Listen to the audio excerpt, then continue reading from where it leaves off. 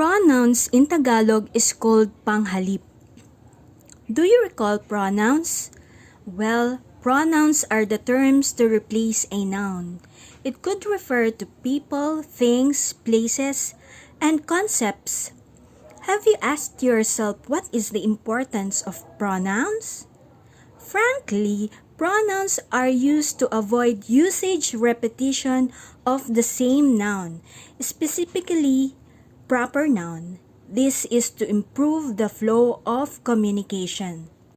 In this video, we will focus on pronouns that refer to people or what you call personal pronouns. Personal pronouns are used to refer to ourselves or others. Personal pronouns could also be used to express our gender identity. There are three categories of personal pronouns. It could be first person point of view, second person point of view, or third person point of view. By the way, personal pronouns is what you call panghalip na panao in Tagalog. In this video, let us talk about personal pronouns in the subject form first person point of view.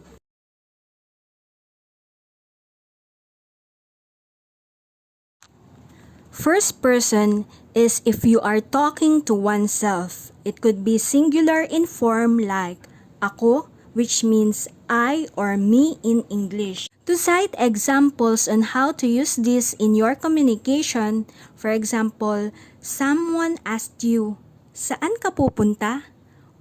Or, "Where are you going?" And you wanted to say that you are going to the market, you could answer, "Ako ay pupunta sa palengke," or "Sa palengke ako pupunta," meaning I am going to the market.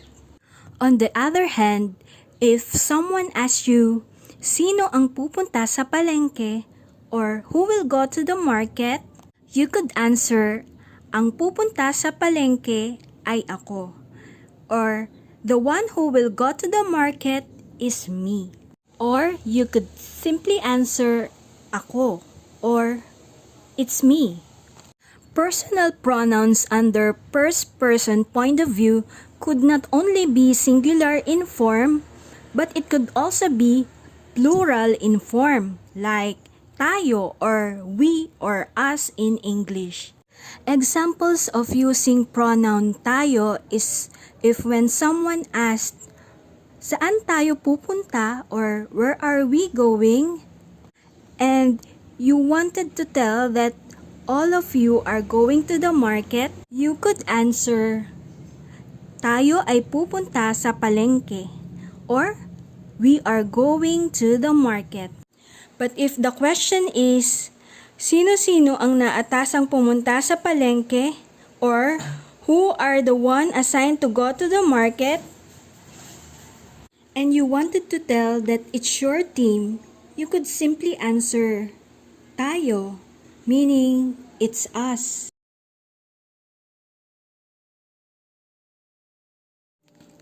Aside from answering questions, tayo could also be used to invite someone or others to do something, like, "Tayo na pumunta sa palengke," "Tayo na kumain," "Tayo na maglinis ng bahay," "Tayo na maglakad," "Tayo na tumakbo," or many others that you could think of. In addition to this, the pronoun kami, which also means we in English, is also included in first person plural form of personal pronouns. To use kami in a sentence, example, someone asks you, "Saan kayo pupunta?" "Where are you going?"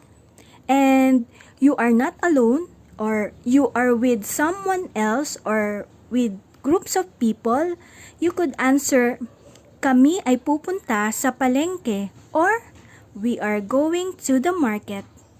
To distinguish tayo from kami, tayo is used when the person talking to or talking with is also included on the activity, while kami is used when the person talking to or talking with is not included on the activity. And also, kami is used when the person talking is with someone else or with other groups of people. There you go, the personal pronouns in the first person point of view, which are entirely focused on people. These personal pronouns are also known as the subject pronouns since the pronouns perform the action in the sentences. In Tagalog, these are the panghalip panao na may kaukulang palagyo.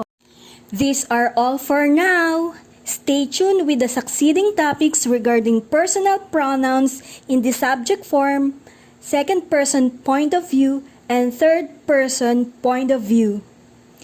Thank you for watching.